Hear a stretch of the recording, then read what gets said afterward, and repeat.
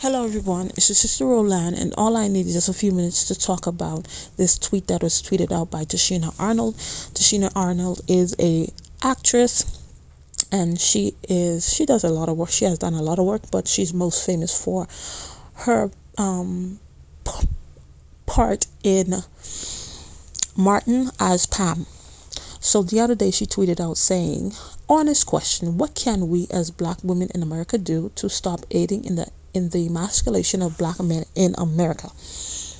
So, and many people were upset about this question that she asked. And as an example, we're not going to go over all the tweets, but as an example, this is a summary of what a lot of people were saying. "We as black women are not responsible for the image that black men have created for themselves. I wish people would stop placing this responsibility on us." So, and then many people were saying this is not our fight. And of course they was talking about, the black femicide, where every 5 to 6 hours, every 5.5 hours, people were conflicted on that.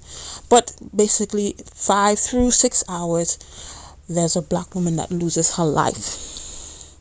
And the people were stating that this is way more important than the emasculation of a black man, which in reality it goes hand in hand together, because an emasculated man is a dangerous man, and most of the people that are committing those crimes is an emasculated man, a man that has a lot of issues. In some cases, even if he's not emasculated, that's a man that's a lost, confused, dangerous, insecure man that is taking the life of these women. And here is the problem here is that whenever there's a issue that we need to resolve in the black community concerning black women, and then they put out, this is what's going on, what can we do about it? Here you go, black men trying to be dismissive, trying to gaslight, trying to come up with other issues about black men when the actual topic is concerning black women.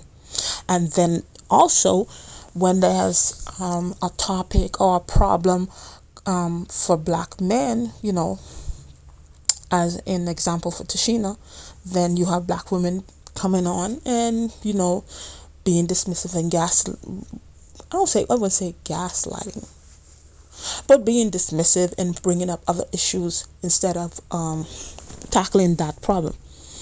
So the problem is, whenever a group, the black woman or black man, has an issue, or somebody brings up an issue that needs to be resolved, the counterpart dismisses it basically. And this is why we have so many problems and now not many solutions, because we are at odds against each other. And I was watching Pastor G. Craig. Pastor G. Craig has been in ministry for years, and he has a DVD. It's called Understanding the 2K Teen. And in this he mentioned that many of these young boys, of course, these young boys, young girls are being raised in homes without fathers. Okay, because the father, he chose to leave. Sometimes the father is pushed out of the home. It's different reasons. But many of these young boys are being raised by sometimes 3 generations, and most of the time 4 generations of women. So that means they in the house with grandmother, mother, and sister. Sometimes great-grandmother, grandmother, mother, and sister. Because the other day I saw that it was a great-grandmother. Everybody was there because they had kids. They started having kids at a young age. And most of the time, for example, in that household where there may be a boy or maybe 2 boys, everyone may cater to this boy or to these boys. All the grandmother, the mother, and the sister, they cater to this boy. And if they don't bring in that balance and say, hey, we doing all this because sometimes some of these young men, they don't know how to wash clothes, they don't know how to cook, they don't know how to do nothing because everything is done for them. And if it's not a balance, if they are not taught, this is how we treat you in the world, it may not be that way. When you as a woman encounter somebody like that and you have not vetted that person, and then something happens where a person like that who has always gotten his way come and ask you for your number, and then you say no, you become an enemy, because all the women in his life has always told him yes. They have always bent over backwards for him, and now you come and say no. Now you are a threat. Just also, and another example is that it hasn't been working out. It hasn't been working out. You tried everything. It's not working out. And you know what? You made the decision. We have to break up. We have to end this marriage. You have to end this relationship. And then he was like, no, let's give it another try. Let's give it another try. Or let's give it a try. And then you like, no. And this man who has never had no, said to him, you become a threat. You become the enemy. Because this has never ever happened to him before. And there are countless stories in the media of how women have lost their lives because of this, because of saying no to a man. And just in another example is that where this young man may be living in a home, it may not be three generations, it may be two, it may be four. It may just be his mother, and they do not have a good relationship. They do not have a good relationship, and then all of his life, the woman closest to him has, they mistreated him or, abused him or whatever it may be. Now he sees you, woman, as the enemy. He sees you. And this is not making excuses. This is explaining where we need to tackle the issue, where we need to start. And sometimes we have to start in the home. And then if he has a good relationship with the mother, but has a very horrible relationship with the sister, which I have seen when the sister is older, sometimes they treat their little brothers, they take care of their little brothers. Sometimes they don't. They bully them. And you may become an enemy. So all of his life, he has put in his mind, women are enemies. Women are mean or whatever he may think, and they need to be eliminated. And then this is where it comes from. And also this can be transferred to a young girl who hasn't had the dad chose not to be in the child's life. And at the end of the day, it's both parents' problem. Is both parents are to blame. The dad who's not there and the mother who is there. And then sometimes she don't know what to do. She thinks this is best, but doesn't know that this is gonna be detrimental. And just like even now, the young girls are being more violent than the boys. The young girls are being more violent than the boys. They are, using deadly force to take out another girl, because they have a very bad relationship with their mother. They have a very bad relationship with the grandmother. They have a very bad relationship with women in general.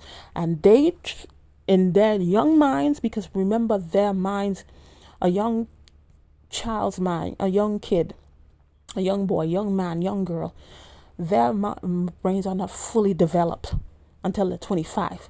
And sometimes, it can sway anyway. You could raise them in a certain way, and then they could turn into a completely opposite direction that you did not intend for them to turn. And as I say, that both parents are to blame, because in our dating phase or whatever we may call it, some people never even date. That's another thing. Some people have never even dated. They have never been in a relationship, but then they bring a whole child in this world without even a relationship. But sometimes it's in the vetting process. Some people we could kick it with. I could go out with you. We could go on dates. We could go out to eat. We could go clubbing together, but you cannot be the father of my children. You cannot be the mother of my children. We cannot go, yeah, we could get down because people grown, they're going to do whatever they want. You may say, close your legs or whatever. People going to do whatever they want. But if we're going to go that way, we can go that way, but we cannot do it raw. No, you're going to have to use protection. But people don't see it that way.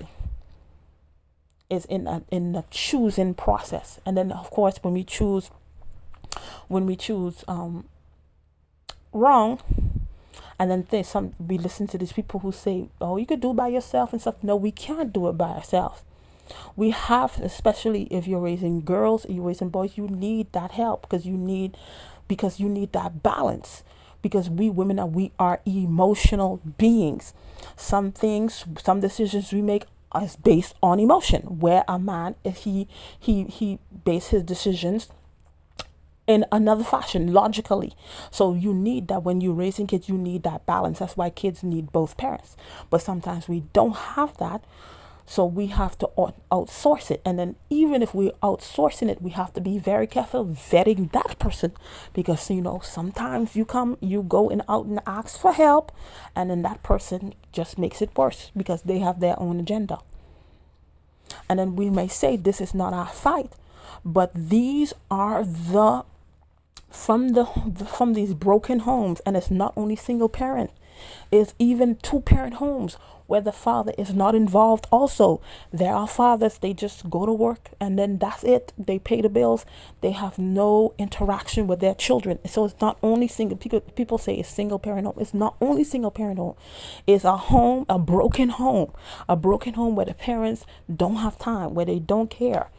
So these broken homes, whether it's 1 parent or 2 parents, where these children are coming from. They're growing up and they're not being raised, and they are the ones, most particularly black men, and now we have young black girls doing the same thing, that are committing these crimes.